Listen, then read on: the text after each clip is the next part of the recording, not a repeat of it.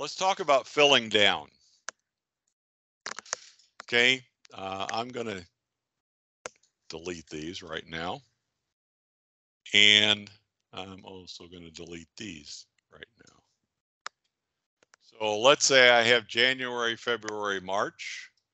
I can take that same handle and drag it down to, notice over here to the right, you see what month you're at.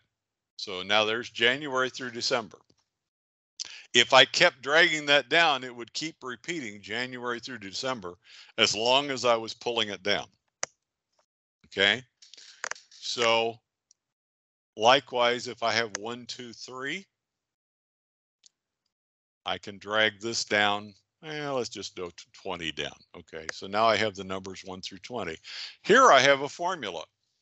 C2 times 2. So now this is 2, 4, 6.